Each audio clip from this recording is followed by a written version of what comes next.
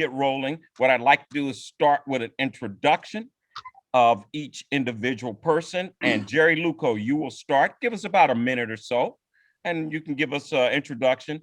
Please make sure to tell us where you are, not stuck in a dungeon like me, hopefully. And then what's a good lead for you? All right, Jerry, you're on. Okay. Good morning, everybody. Jerry Luco with Franchise Business Source. And essentially, I am an executive recruiter for the franchise industry. So if you are looking for, to be a business owner, then I can help you identify a franchise business that fits your needs. I spend time really trying to understand you, and it's not just about the money. I also want to make sure that the type of business that you get into fits your lifestyle. So for instance, if you have kids, I am not going to necessarily recommend a business that has emergency all hours of the day out and about kind of stuff. So that's like just one example. But I work with you throughout the entire process. I find businesses that meet your needs. We talk about them. I introduce you. I have funding partners that I work with. I have legal partners that I work with. And I hold your hand throughout the entire process until you find something that you want to own, grow, and love. I'm in Columbus, Ohio, and my cat actually just came into my office to say hello to Keith. Come on, come on, come on. Get up here. There she is. Good morning. Good morning.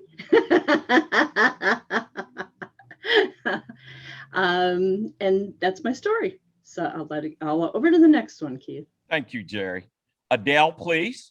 Good morning, everybody. I'm ASB, Adele S. Bush, and my business is ASB Business Services, LLC.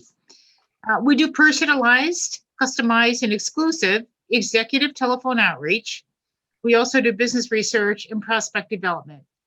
And what all that means is that we develop telephone outreach campaigns and strategies to match the needs of your business, to help you connect with the right people from the right companies and in the right way.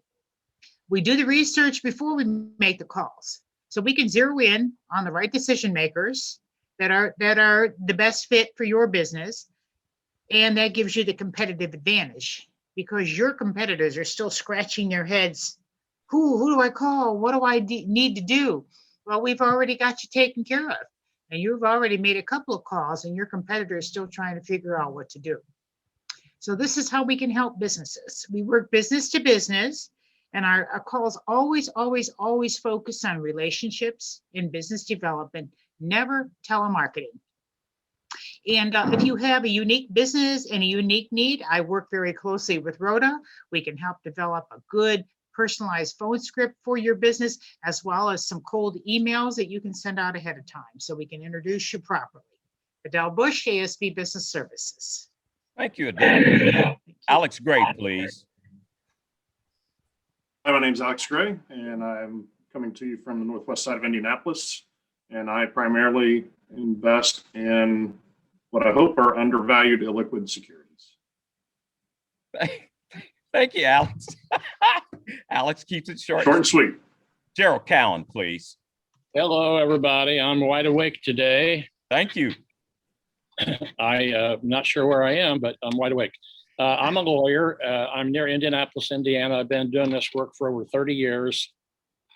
A good referral for me would be someone who unfortunately is in a very bad accident, or an accident where someone has given their life.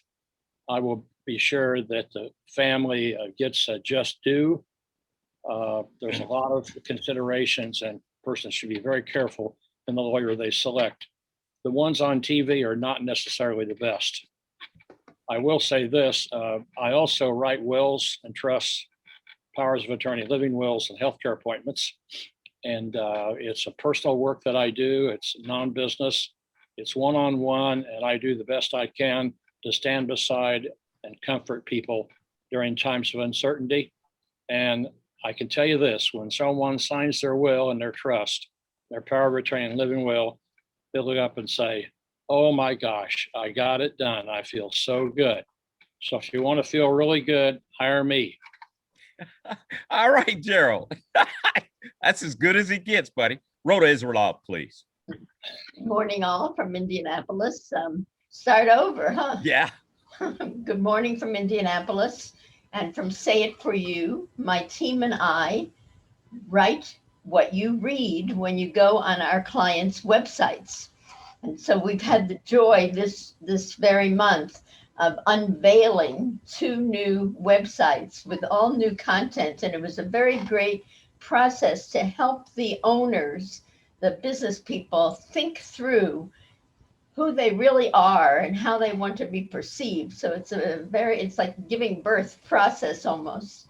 And so that was very satisfying. We write blogs to continually show visitors that you are in the now, because you understand the importance of technology and the fact that people find you online, and also in the know that you are a thought leader and you have opinions about things in your industry and things that are going on in the world.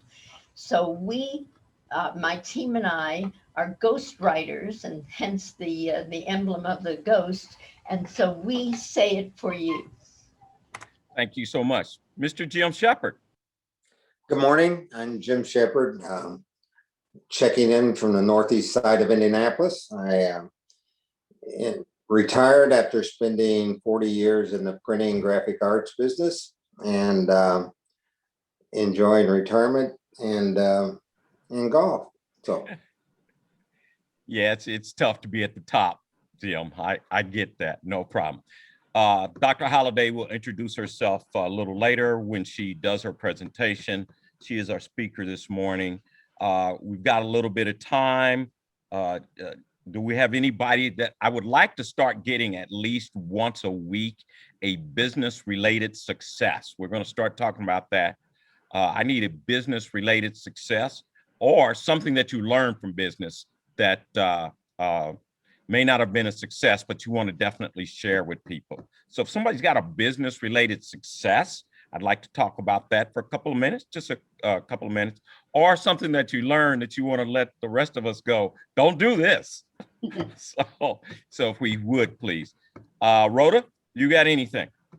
Here, I'm trying to be so courteous to mute myself when other people are speaking. I've already told you about the success about unveiling the business, but I also have taken on to write 2 blog posts a month for a speaker trainer, and that is very exciting. So the first blog post is called "The Eyes Have It." And so we teach, and I'm trying to do this right now, not to look at you, but to look into the camera. So it appears to you that I'm looking at you. And in the course of writing this blog post, I learned something very interesting. We are the only primates, we humans are the only primates who have white sclera. In other words, we have the whites of our eyes. So if you look at your cat or your dog, usually the dark part covers the entire area. And that means that you can't tell what direction they're looking in. So it's because we have whites of our eyes that you can tell, are we looking sideways or now am I looking directly at you? So that was a business success, both learning something and getting something accomplished for one of my clients. Not a problem. Anybody else got a success or yes, ma'am, Jerry? And this is kind of like a mini success. So, we all talk about using social media and everything like that. And in the past month, I've actually had 2 people come in as potential franchisees from LinkedIn. And one of them is a guy that I worked with like 15 years ago. And he saw one of my social media posts. He went and read my blog. He went and looked at my website and everything. Finally reached out. He's looking for home health care over in Arizona. And he's he's actively, you know, kind of going through the process. So I'm excited about that. And the other one is a guy, and I love this man. He's out of Oklahoma, and I saw he posted on a friend's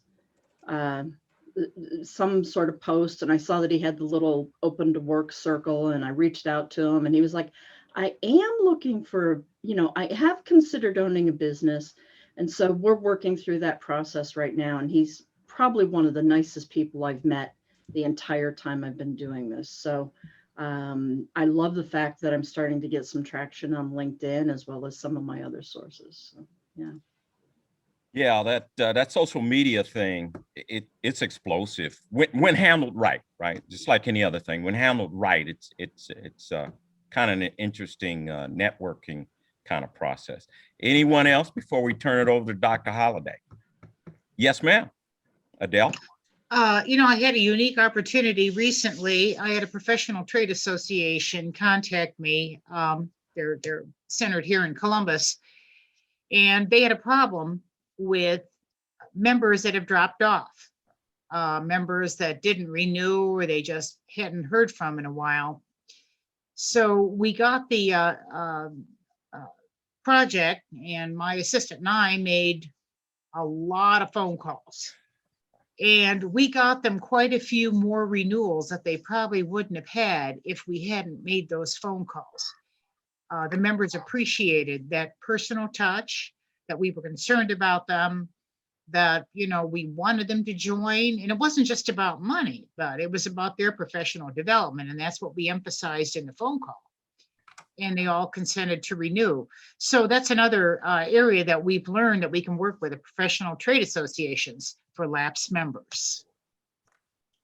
Yeah, you know, there's a lot of ways to attack a problem, lots of ways. I think people will really appreciate that kind of personal contact. I'm sure Dr. Holliday is going to address that kind of thing for us this morning. You know, for some people, it doesn't matter, but for that small segment of people, it does. And if that's all it takes is somebody to call up and brush them on the back, that's what it takes. So there's no left or right way to do this thing. So I agree. If that's the way that organization and it got it done, that's the way to do it. Hey, with that, yes, ma'am, Jerry Luca. You have got to explain your background. Okay. So I'm going to go through this one last time. I am in Atlanta. I am babysitting two twins, okay? And they like to be part of the show. So I am hiding in a basement, okay? I'm just going to be honest with you. I am in a dungeon, in a basement, hiding from 2-year-olds who always, like your cat, want to be part of the show. And I don't want them part of the show, okay? So that's the reason. Rhoda, you're muted again. As a lead-in to introducing Rachael Holliday, whom I met at the Business Spotlight, I want to tell you something that happened with my medical practice that I've been going to for 40 plus years this week. I asked the receptionist when making the appointment, is this my long appointment or my short appointment? Because typically once a year, there's a full medical appointment. You know, you get undressed, you get an EKG, you get, you know, all your orifices explored, the works. That's why I don't want my 2-year-olds in here. This was the answer. We no longer have long appointments. We have 20-minute appointments. And I'm saying, what is this? Well, it turns out that Medicare no longer covers you getting undressed for a physical exam. That is correct. It's all just like conversation. So this is the state of medicine in which I think Rachael is coming to help fix this. So that's my introduction. Okay. With that introduction, I'm not going to even do an introduction. It's now the Dr. Rachael Holliday show, and Rhoda has already done my introduction. Right. Dr. Holliday, you have complete control. Okay. I'm going to screen share. Not a problem. All right. Let's see. You all can see my screen? Yes. Great. Okay. So I am Dr. Rachael Holliday. And the name of my clinic is Indy Direct Docs because we are located in Indianapolis and we also are independent. We are a direct primary care practice, which I will get into here in a minute. And we believe that direct primary care is a cure for our broken medical system. So Indy Direct Docs is 2 doctors. It's me, Dr. Rachael Holliday, and my business partner, Dr. Lindsay Moore-Ostby. We are both board certified in internal medicine and pediatrics. So that means we take care of both the wee little babies, kids, teenagers, all adults. We do everything except for we don't take care of pregnant women. And we have been primary care doctors in an insurance-based system for many, many years. And in August of 2020, in the middle of a global pandemic, we decided to also become small business owners. Why in the world would we do that? Well, we learned about something called direct primary care, otherwise known as DPC. This is a model of healthcare in which a doctor does not bill insurance, but instead is paid by a patient by a flat rate monthly membership fee. This allows a patient to directly access a personal doctor through extended in-person visits. So yes, even in the time of COVID, we still see people in person. Patients can also call us and talk to us on the phone. They can text us or they can email us. A lot of people say, oh, that's great, but why won't you take my insurance? I'm a little confused. Well, it all goes back to the type of doctor that we want to be and the type of doctor that we think our patients deserve. Obviously, even so, everything going on with our current medical system, a lot of people, when they think of doctors, they still think of this Norman Rockwell idealized type of doctor, which is the type of doctor that we want to be. It's a doctor who is dependable, who is fully present with patients, and is a cornerstone of our community. However, unfortunately, because of insurance, which I will get into here in a minute, and also all the added technology that we have, doctors are turning into this. There is a website that has a lot of articles written by doctors called Doximity. And I read this particular article back when I was working in the insurance-based system. And it said that with all of the multitasking that we have to do in medicine right now, especially because we only ever halfway pay attention to our patients, that it is similar to texting while driving, that even though you could be really good at what you do, if you're not fully present, you can make a mistake. And that was very eye-opening for me and just made me start to pursue other avenues where I could fully be present with patients. So I would like to compare the insurance-based system to the direct primary care-based system. So I think that the insurance-based system is a transactional type of healthcare. That means that every interaction, the doctor's thinking about, how am I going to get paid? And anyone who is in business for themselves know it's very important to get paid for the work that you do. So even though in the insurance-based system, the doctor is present and wants to diagnose you, talk to you about your family, do all of those things, they also are thinking about these codes that I will get to in a minute. And how can they link the code that they're going to put in with what you have and how are they going to get paid? Patients also in general can only receive care for in-office visits because that is what an insurance company will reimburse for.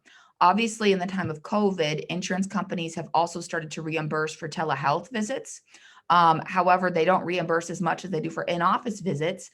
And so medical systems and doctors are trying to figure out, how can I get paid? I talked about both the codes, and then there also is certain wording that we are supposed to put in our notes for insurance companies to pay us.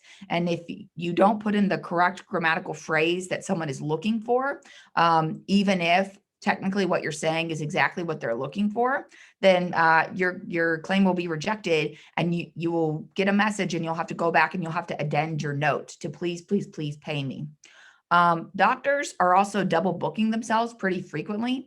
That means that they'll have one patient scheduled at 3:15 and they'll have a second patient also scheduled at 3:15 because of lowering rates of reimbursement from insurance companies. And also because probably 20% of patients in your typical day are just not going to show up. And a big reason that they're not going to show up is because you call, you want a refill of your allergy medicine. you don't technically need to be seen for that, but the healthcare system will say, oh, you haven't been seen in 9 months. You know, you have to come in, wait for an hour and get your 7-minute appointment with the doctor. And you get busy and you say, I'm not going to do that.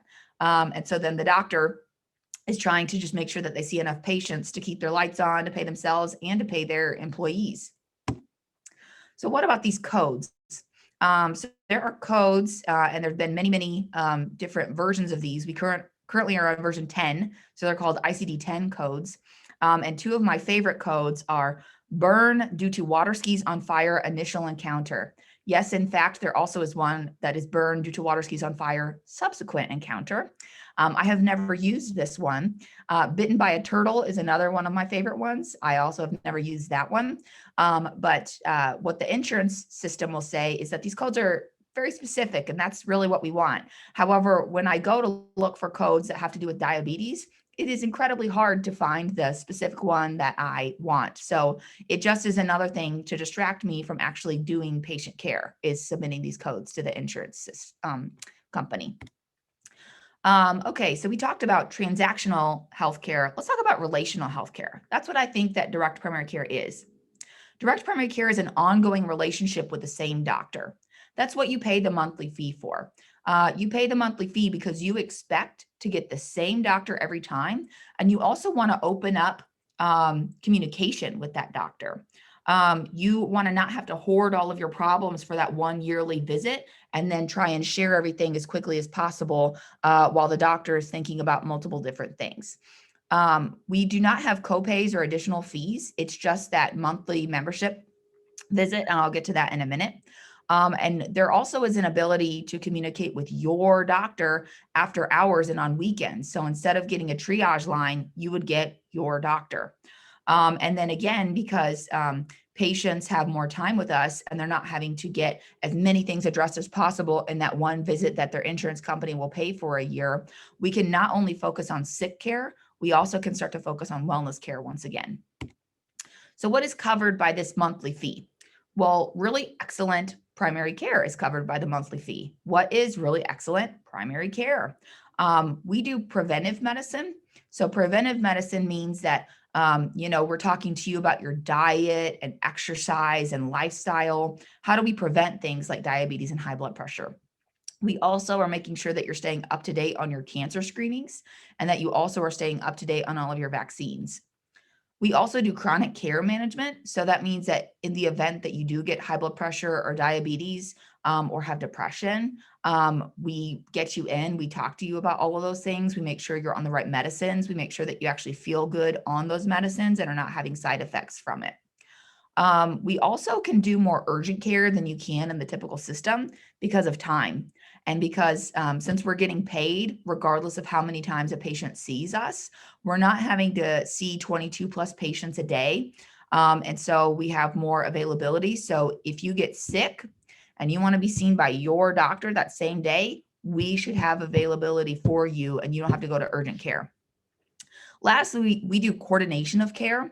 So even though you might still have to go see a specialist, just because that's why we have specialists, because sometimes people have problems that they need specialty care for. That specialist is thinking about that one organ system because that's what their training is in. I'm thinking about you as a whole individual. And so let's say you have 2 different specialists who have an idea about how to best manage your heart or your kidney. I'm looking at what those 2 specialists are doing, and I'm making sure that it makes sense for you as a whole person. And then also coordination of care means sometimes you got to go to the ER, sometimes you got to go to the hospital. And if that's something that you do have to end up doing, we can be on the phone with you when you're talking to that doctor to make sure that that doctor understands how you are as a person. And then also coordinating when you leave the hospital and you get in for hospital follow-up. More specifically, what is covered by the monthly fee? All of your in-person virtual visits, emailing and texting is covered by the one fee. Most in-house tests are not expensive for us to run, so those are included. This includes looking to make sure that you don't have a bladder infection, a pregnancy test, testing you for strep throat, looking to see in women if they might have a yeast infection, checking your blood sugar, in babies, checking to see if they have jaundice.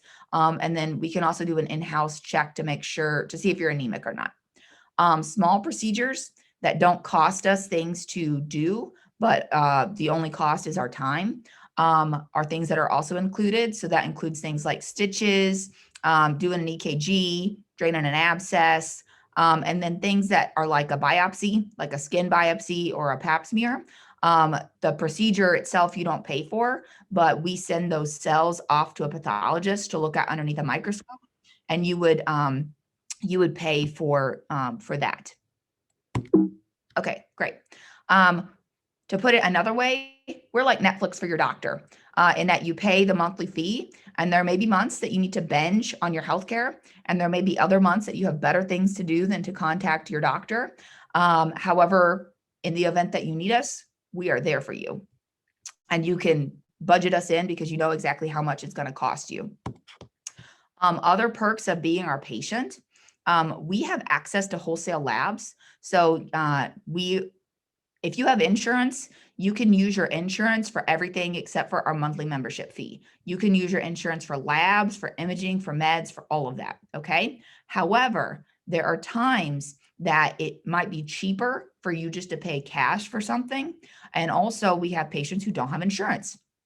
So just to give you some perspective, what we would consider yearly blood work would be an A1C, which looks for diabetes, a fasting lipid profile, and then a comprehensive metabolic profile, which looks at your liver and your kidneys and your electrolytes.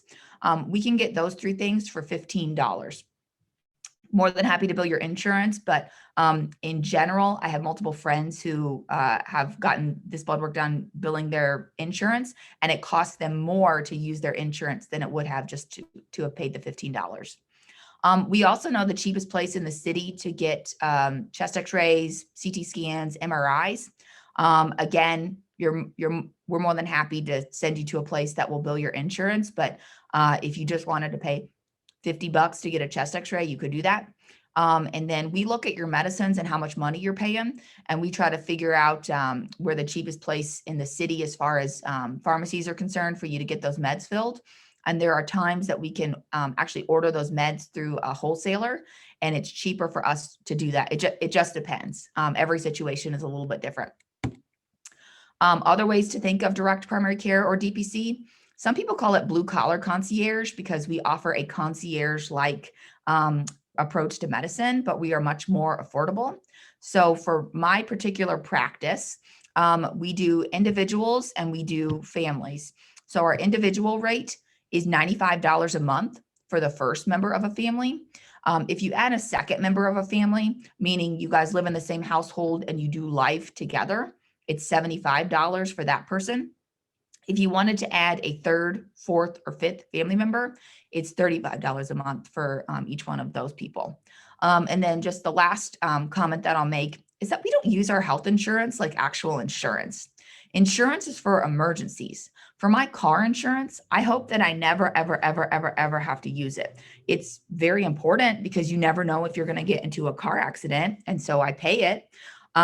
However, I don't use my car insurance to put gas in my car, to change my oil, to rotate my tires. Instead, I just know how much those services are going to cost. And I also have price transparency.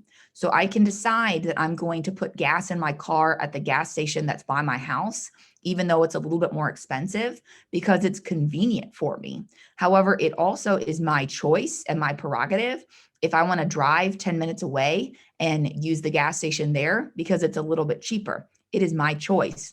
And so we believe that healthcare should work the same way, in that for day-to-day things, which actually are not expensive, it would be great if we were free from insurance dictating your care to get the tests that you need. Most tests are probably a lot more affordable than you think that they are, to try to keep you healthier and hopefully keep you where you're not using that more expensive type of insurance. All right, so once again, the name of my practice is Indy Direct Docs. For those of you who are in Ohio, there are direct primary care practices all over the country. There are about 1,300, a little over 1,300 of them right now. You can go to a website called dpcfrontier.com, and there is something called the Mapper, and it will show you where all of these practices are. So if this is something that you're interested in, or you know of friends or family who are interested in them, I'm all about growing the movement, not just growing my clinic, although I am looking for more patients. So please send them my way also. We do free meet and greets for every patient who wants to join our practice, because everyone always has a lot of questions about this model because they haven't thought about this before. And we're not trying to trick anybody into becoming our patients.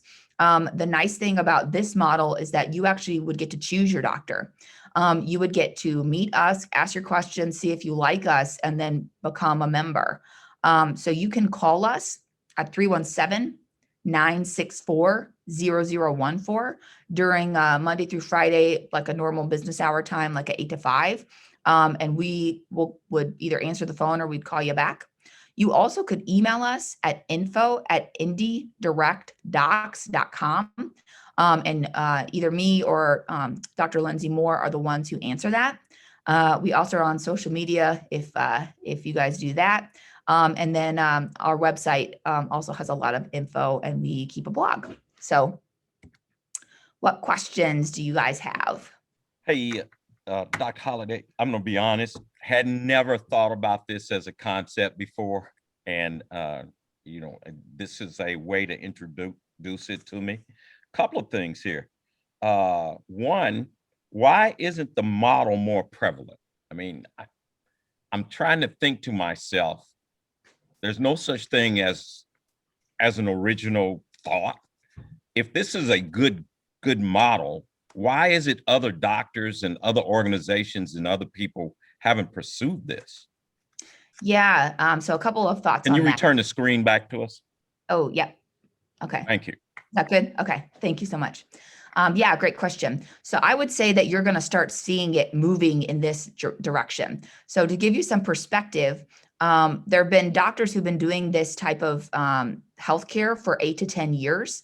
But just like any new concept, people are always afraid to leave what is familiar, even if it's not working well for them. So in 2014, across the country, there was about 140 of these types of practices.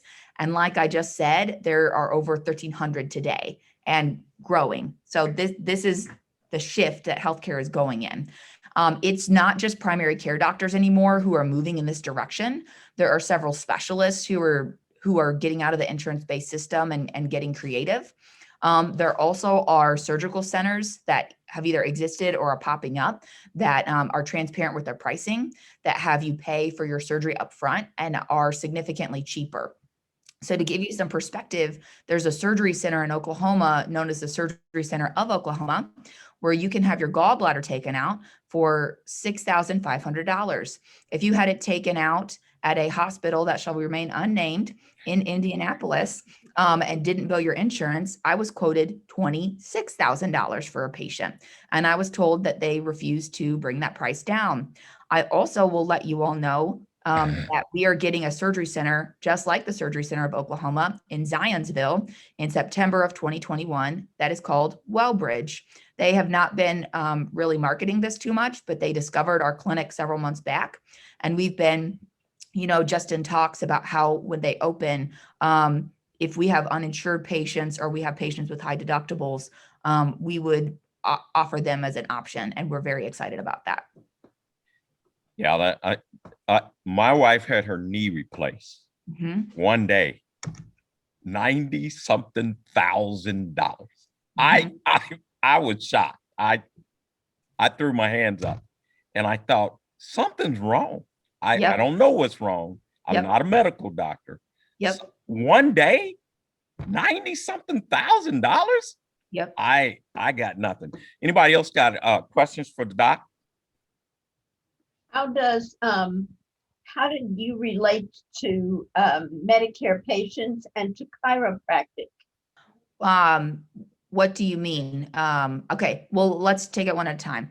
I have patients who are on Medicare, and they can use their Medicare for labs, for medicines, for specialists, for hospital care, for everything except for my services. And that's simply because Medicare won't pay for my level of services. The patients that I have see quite a few specialists, and they just like the fact that they can sit with me and talk about whatever it is that they need. And we don't rush through the appointment. And so we do take patients who have Medicare. We just don't bill their Medicare. And then as far as like chiropractors, we would refer to chiropractors. Is that your question? Yeah. Yeah. The other thing is, as you grow, you want more patients.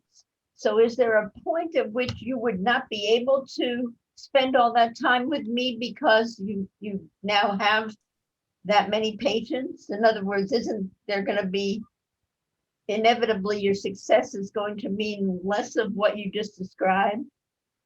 That is a great question. And the answer to that question, the short answer is no. The long answer is this. So we have priced ourselves in such a way that we know exactly how many patients we need to be able to pay all of our bills and so on and so forth and have an emergency fund. And then we just know how many we'll need, because once we get to a certain point, then we have a particular nurse that we have in mind that we would like to hire, who is very good and will be like an extension of us. And Artie is very well trained, but we would train her even more. And then the average patient panel in the insurance-based system is about 3,000 patients. Our goal is 400 to 600. But if we get to 300 patients and we're like, we can't provide the level of care that we want to, that we would still live very comfortable lives. And that is what we will do. We think 400 to 600, but we will stop when we are not having good work-life balance anymore. Yeah, and I don't see any reason why they couldn't add another doctor who has the same thought process, Rhoda. And I mean, I understand your point, but the focus here, I think, is on that one-to-one relationship. I'm sure there must be other doctors who may have a similar philosophy as Dr. Holliday, and incrementally that could always be added to. Jerry, you had your hand up before I started talking too much. No, that's okay. And I think the question is answered. So your recommendation is that you still, like, if I was working for a corporation, I would still do the insurance, but then I would pay you separately and I would use the insurance like if anything catastrophic happened. Okay. Anyone else with any questions? Adele, please. Dr. Holliday, all I can say is this is very refreshing. I worked greater than 25 years in healthcare, and I worked in physicians' offices, and every minute of every day was spent making money. We always had to find ways to make money, whether it was medical billing. I worked in the medical records side, finding ways to charge for the medical records. The electronic medical record itself was a big expense to the practice. And, when I take a step back now and look at those years, I wondered why I was exhausted when I got home, working all those hours and just mentally exhausted, trying to find ways to please the doctor to make money. I think what you have is an amazing model. And, as my life starts to change, I probably would consider something like this as my healthcare provider. So here in Columbus, Ohio, I think there's one doctor that I know of that has a practice, Dr. Krishantha Joseph. Okay. I think there's probably a couple others, but if you could put in the chat, maybe the website where we could find direct care physicians. Yep. But thank you for your service, Dr. Holliday. Thank you so much. Yeah. And the other thing that I'll say is that Dr. Moore is a patient at a direct primary care practice in Indianapolis, and so is her husband. Her parents are at a different one, also in Indianapolis. And I am originally from Nashville, Tennessee, and I got my mom and my sister to join a practice down there.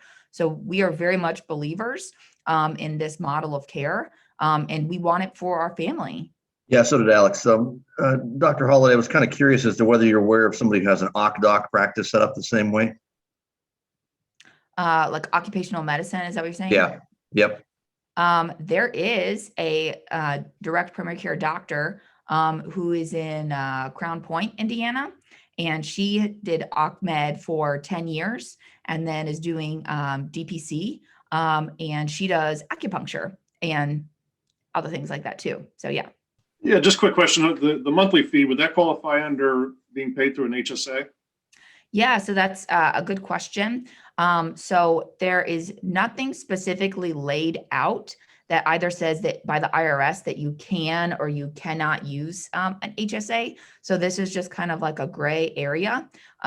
There are doctors who have been doing this model of care for 10 years that have been paid by that HSA, and the IRS has never said that you cannot use it. Okay. And how do you think this model, it seems there's a big issue in rural communities about medical care. How do you think this model plays in rural communities versus the larger cities? So the common phrase is when you've seen one direct primary care practice, you've seen one direct primary care practice, because they're all individually owned. And you can't really say how one clinic is going to do versus another, because there are several in rural areas that just explode and do so well. There is one in Plymouth, Indiana that is like so full, and he is looking for another doctor. There's one in Fort Wayne that's doing really well, which obviously is not rural, but compared to Indy is. There's one that's close. I know it's on the way to Cincinnati. It's right at that Indiana-Ohio border. I forget the name of the town. Harrison, maybe? Harrison? Yeah, maybe. But yeah, they're all over. And so they're not just in the big cities. You know, these types of clinics are for people who want access to the same doctor, you know, who think that that is important. And it's not just a big city thing. It just is a particular type of person who desires to spend money on a particular type of healthcare. Thank you. Yeah, Not a problem. Hey, I had one more question for you. And this just deals with the business side of it. So I understand the insurance model. That makes kind of sense to me. But from a business perspective, how has the growth of your business, if I was a doctor and I were interested in doing this, what would Rachael Holliday say to me? Hey, this is a tough fight, or what would you tell me in terms of like a pure business? Because at the end of the day, we all want to eat. Everybody wants to take a vacation. I want an extra turkey. So from a business perspective, talk to me for a second. Yeah, I'm going to start to answer your question, and then you tell me if I didn't understand it correctly. Sure. Okay. So I had no business training, right? I went to medical school. And so the way that I learned about how to run a business was through initially finding doctors who were doing this on Facebook. And I'm a part of a lot of private Facebook groups, and they just give you a certain level of education. And then there are several doctors who have done this model who have written books, and they explain things to you, and then finding things like the Indy Chamber and other things like that, and just getting education along the way. And it's really scary because there's so much to know about business. But the thing that I tell doctors who are contemplating this is that you went to medical school, and that was very scary. And there was a day that you didn't know anything about the human body, and slowly over time, you did it, and you're a doctor. And so a thing that I kept telling myself when I was in medical school is, I would get a stack of papers that I would have to memorize, and I would say, okay, how do you eat an elephant? One bite at a time. And that's how you start your own business. How do you start your own business? One step at a time. You file your LLC, you open up a checking account, you file for an EIN. These are all the things that you do. And so that's one thing that I tell doctors. And then I also just tell them, have a backup plan, have another source of income that is not overly, is not going to get in the way of your business, and just grow slowly, grow at an appropriate pace, and know your finances so well, do income projections to know at what point you can drop that side gig, and just how fast you need to grow, and just have balance. Okay. Yeah, that pretty much covered what I wanted to, because at the end of the day, it's still business. Yeah. The IRS will come knocking on your door. That Adele, is so please. true. That is so true. Adele. Dr. Holliday, do you have to be a practicing physician to own a practice like that? In other words, say, could Keith and I get together and open a And fund practice? somebody. Yes. Do you have to be a doctor to own a direct care practice? Then like, could you open a practice like this and then No, say? could we pay you? Could we Could you pay pay- you? Yeah, could we Ah. own the practice and then hire Right. you and all the other staff? Right. Yes, you could. And Yes, you you run it. could. Yes, you could, because that is what is happening with the big guys right now. Yeah, I was getting ready to They're say, not- big firm. They're not run by physicians, so we will not name names. But they're not run by physicians That is anymore. correct. They're run by people who got a degree in something, and then they went and got a master's degree in hospital administration. But I don't know that they necessarily needed that degree. Mhm. So you absolutely could. So it's a business like any other. We could own it and then, hire the physicians and the staff and Yep. and rely on you for the medical expertise, and then we could run the business side of it and own it as well. Yep. And then what some doctors who've been doing this for a while are doing is they might open up a second location and they might hire a doctor as an employee who has no desire to learn how to run their own business. And they're doing both. They're being the doctor and they're being an employer to someone. Absolutely. Jerry Luco? I was going to ask, is that maybe subject to state laws? Because I actually have a couple of franchises that are around some of the kind of the newer regenerative kind of therapies and things like that. And depending on the state, it has to be owned by a doctor versus, anybody kind of thing. And then there's a couple of them that don't have to be owned by a doctor, but you have to have like a doctor on retainer to be able to do prescriptions for some of the things. So is it maybe like state driven, whether or not it can be owned or not owned by medical? I would say no, because I, again, am a part of a lot of private Facebook groups that have doctors across the nation in it that have to do with physician burnout. And a huge source of physician burnout is the fact that currently more doctors are employed than are owners. And so they have no say in when the long visits go away and they have to see a new patient every 20 minutes. They have no say in that. The one thing that you're kind of getting at is that in those types of clinics, there has to be a doctor who's there who's prescribing. So that would still be the law, right? You could own a direct primary care practice, but you would have to have a doctor who is the prescribing, treating person. So I don't know if maybe there's more of a risk with some alternative forms of healthcare that have happened. And so maybe the laws are a little bit different. And so people are a little bit less trusting. But clearly, I think maybe we need more laws like this in westernized modern medicine also, because I think that the physician voice is very important. Unfortunately, doctors have gotten a bad rap saying that we just want to make money. On this side of the curtain, where I can talk to other doctors, I can tell you that's not a majority of the doctors. Although I also have had bad experiences as a patient, just like I'm sure you all have, with doctors who are not quite so compassionate and were in it for the money. So how does the liability insurance work for doctors like you? Like malpractice insurance? Yes. It is cheaper.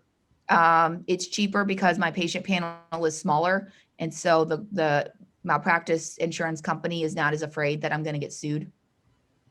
Because your patient load is smaller? My patient load is smaller and patients have more access to me. So the risk of mistakes is lower. Interesting. Yeah. All right. Any other questions? This has been a real, one day we'll have to invite you back, not so much about, but just this whole medical thing. I'm still not over this $95,000 for a knee surgery. I think it's crazy. Yeah. And the thing is, how do you punch back? What do you, I don't know if you can punch back. I needed my knee, right? What do you do? Look up Surgery Center of, I'll put it in here, Oklahoma. Okay. and just see how much that surgery would have cost you. The one that is opening up in Indiana is called Wellbridge. So tell your friends and family about Wellbridge. Just see if it's an option. So I think the first step in fighting back is knowing that you can fight back, and the way to fight back is knowing how much things cost, because the cost of healthcare right now in America is hidden.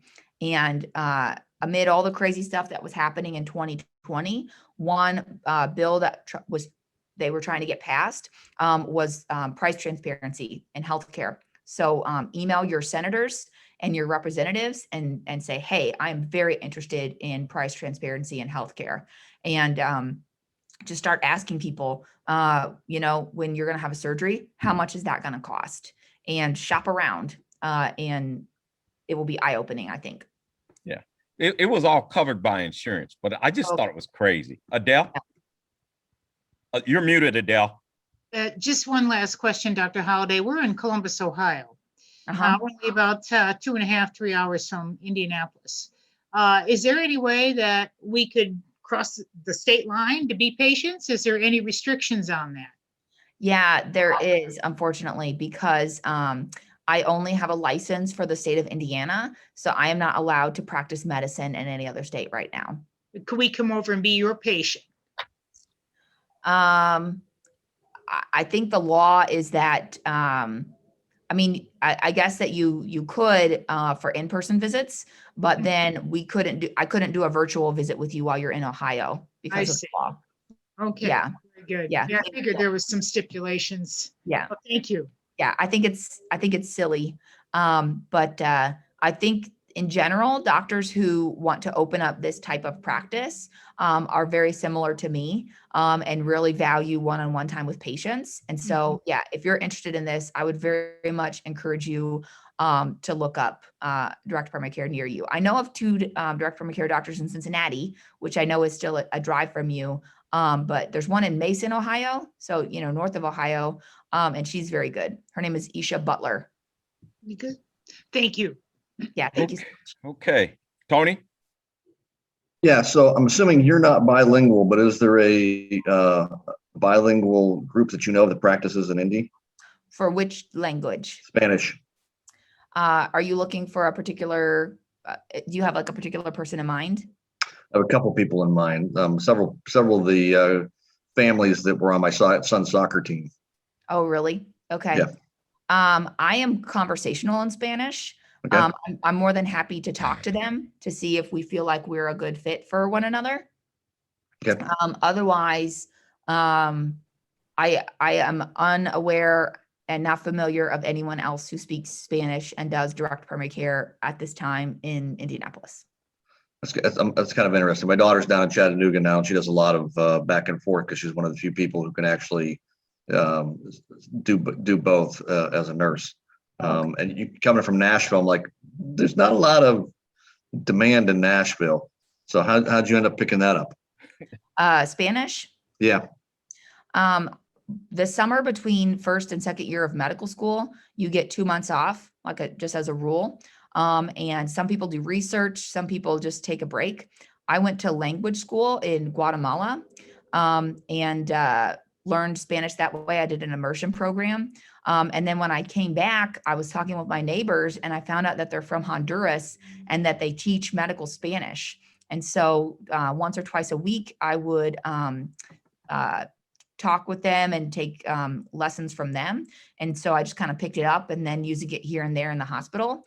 My Spanish is very interesting because a lot of it is medical Spanish, right? So sometimes we'll be on a roll and we'll be really talking about something. And then they'll want to talk to me about I don't know, a movie or something else like that. And I'll be like, oh, I don't really know these words. All righty. All right. With that, people, hey, this has really been interesting. I am going to reserve if I can, Dr. Holliday, another date for you. But we just primarily talking about this whole medical thing. All of us are affected by this. It's 18% of the United States economy. 18 cents out of every dollar, people. So it's the real deal. But with that, I want to close it and say, hey, thanks so much for everyone showing up this week. Dr. Holliday has really been informative. I will be sending out the surveys. All the heads I'm seeing today will get one, because most of you have been on at least 3 times. So with that, hey, call Dr. Holliday. Don't go in and get that $95,000 knee surgery. Hey, it's the way it is. So with that, I'll see you guys next week. We have our admin session, and we'll have a couple things to talk about. So I'll see you guys. Have a good weekend. Thank you so much. You guys Bye. Thanks a lot. Thank you.